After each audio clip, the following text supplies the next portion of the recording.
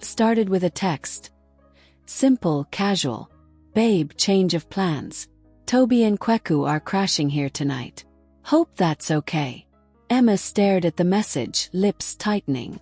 She had just lit the scented candles in the living room, set out her soft robe, and planned a quiet evening with Jake. Their weekends were sacred, rare moments when his job didn't claim him completely.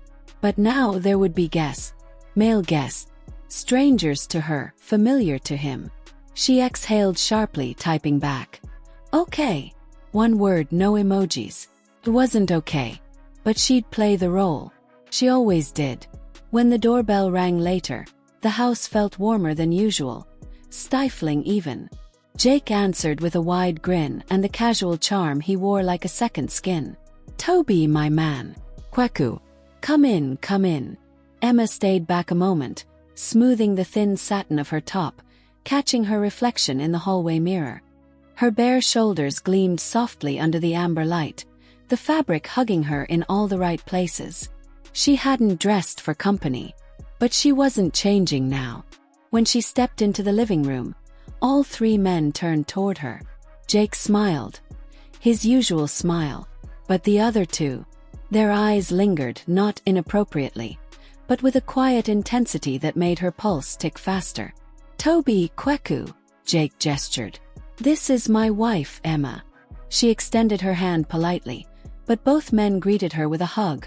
Firm, warm, and close enough that she felt the breadth of their chests, the heat of their skin beneath thin shirts.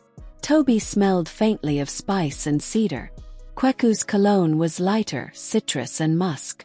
Pleasure to meet you, Toby said, his voice deep and deliberate. Kweku flashed a white smile, eyes scanning her just a second too long. Now I see why Jake never stops talking about home. Jake chuckled, oblivious, and disappeared into the kitchen for drinks. Emma felt suddenly alone with them, even in his house. The conversation flowed easily. Travel stories, old memories, jokes layered with accents and laughter. Emma sat cross-legged on the edge of the couch, nodding politely, but her mind was distracted. Something unspoken buzzed under the surface, like static in the air. As Jake brought in beers and handed out glasses, Toby's eyes flicked toward Emma's legs, then back to her eyes. Brief, but enough. She shifted subtly, tugging the hem of her shorts. You okay, babe? Jake asked, sipping his drink. Yeah, just warm, she replied, fanning herself. Must be the wine, Kweku offered with a grin. No, Emma said softly. It started before that. Silence. Beep. Then Jake turned the music up, oblivious again. Time passed in a strange blur. Music, voices, laughter. Jake leaned back on the couch, a little more relaxed with each sip. Meanwhile, Emma grew more aware of her every breath, every brush of skin. At one point, Kweku offered to help her in the kitchen with snacks. Their fingers touched over the cheese board. Accidentally, deliberately. She pulled back quickly, but he didn't. You're very graceful, he said in a low voice, not quite whispering. Emma didn't answer. She turned, opened a cabinet, anything to escape the heat creeping up her spine. Back in the living room, Toby had taken Jake's recliner while Jake now lounged half asleep, shoes off, head tilted back. The soft buzz of the alcohol had taken him. His voice slurred slightly as he mumbled. You guys mind keeping it down a bit if I knock out? No problem, Toby said, eyes on Emma again.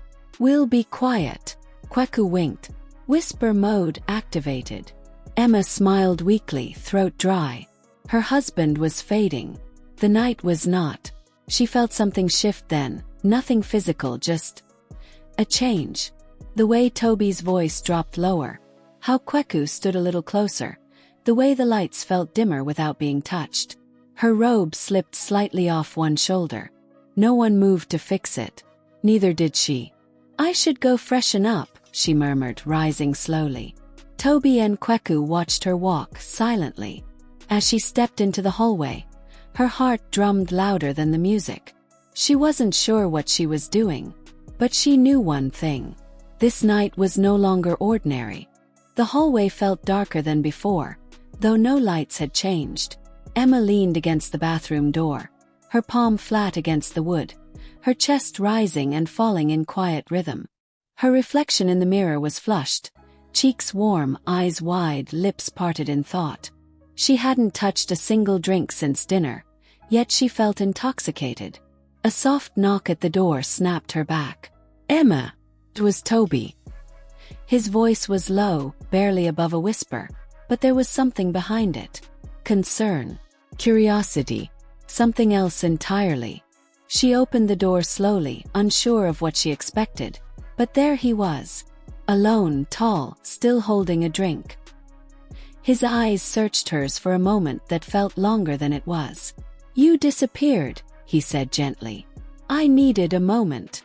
He didn't push. Instead, he took a step back, giving her space to move past him. He didn't. Neither of them spoke for a beat. "You okay?" "Yes," she lied. "Just tired." Toby looked past her, toward the hallway shadows, then back at her. "I can leave you alone," he offered. "Just didn't want you to think we'd taken over your home." Emma laughed softly, a small, nervous sound. "You haven't. Not yet." Their eyes met again. No flirtation. No grin. Just something still and quiet and intense. Suddenly, Kweku appeared at the end of the hall. "Everything good?" he asked, head tilted. Emma nodded, moving forward now, brushing past Toby gently as she walked. She felt his warmth in that fleeting contact. Every inch of her skin was aware. Back in the living room, Jake was fast asleep, one arm over his eyes, the gentle sound of his breathing cutting through the faint music.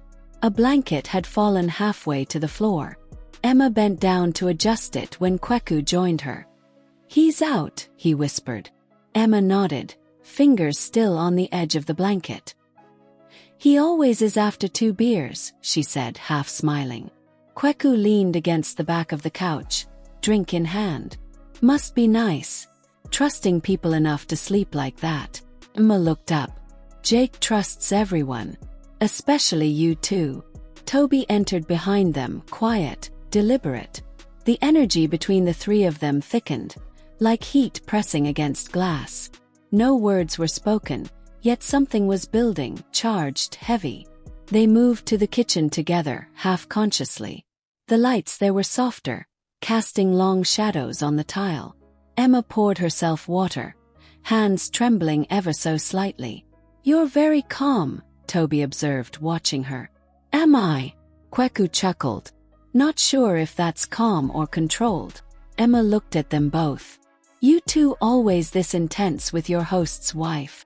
Toby's response was measured, smooth. "Only when she commands the room without trying." The compliment hit her deeper than expected. She sipped the water but couldn't taste it. "We're not trying to make you uncomfortable," Kweku added. "We just notice things. The way you move. The way you watch." Emma set the glass down a little harder than necessary. "And what is it you think I'm watching?" Kweku stepped forward slowly, no contact, just presence. "You're watching everything. But mostly, you're watching what you shouldn't." Toby's voice followed behind him. "We feel it too, Emma." A shift.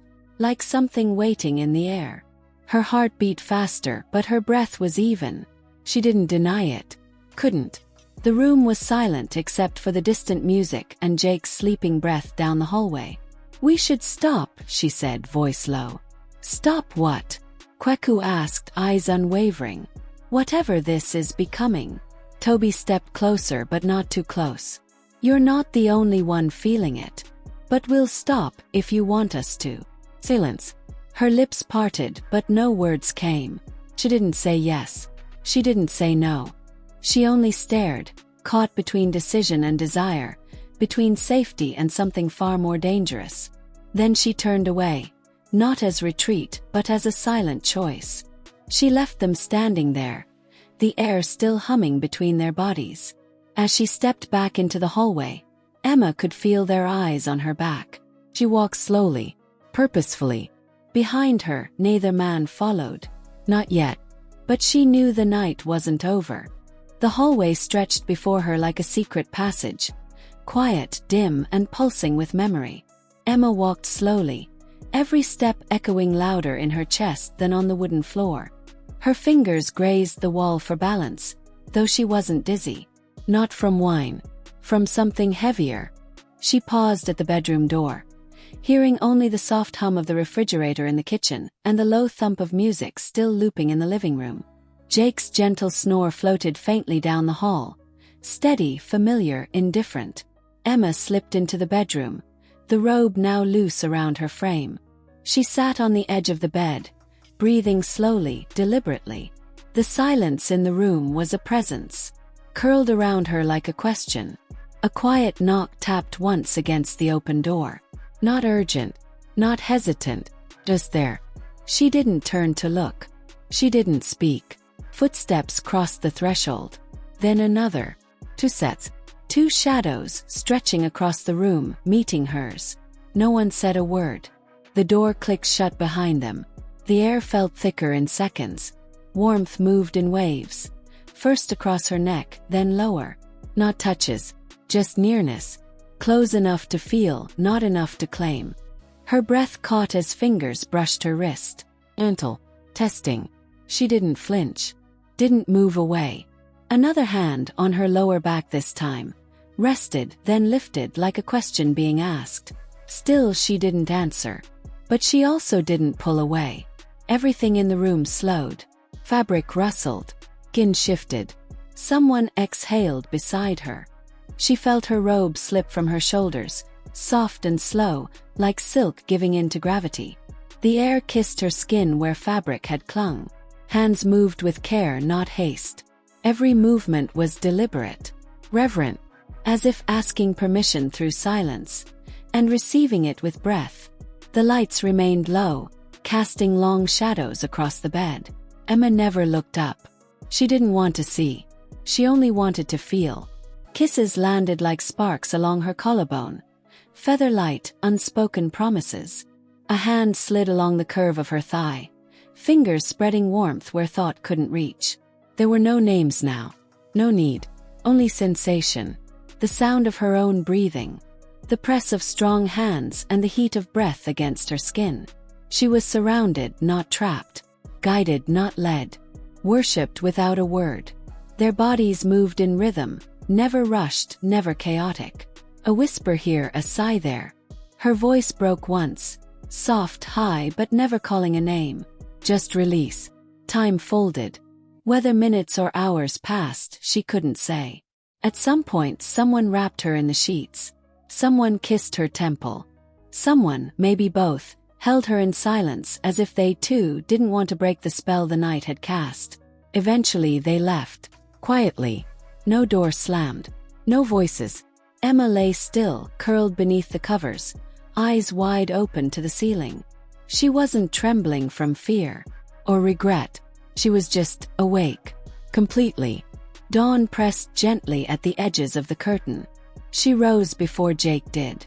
Wrapped in her robe again, she padded barefoot to the kitchen. The floor felt cooler now.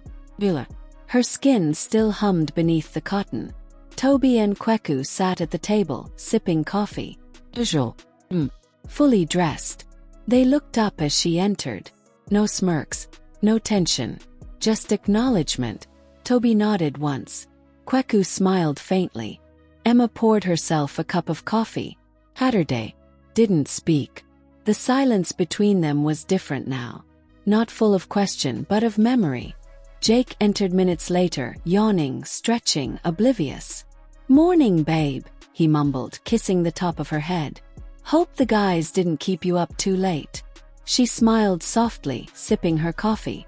"Not too late." Jake turned to the men. "You guys good? Sleep okay?" "All good, brother," Toby answered. Kweku raised his mug. "Best sleep we've had in days." They laughed. So did Jake. Emma didn't. Not because she couldn't, but because some things weren't funny. They were just unforgettable. And deep inside, behind her still smile, she knew. Some nights don't end. They echo.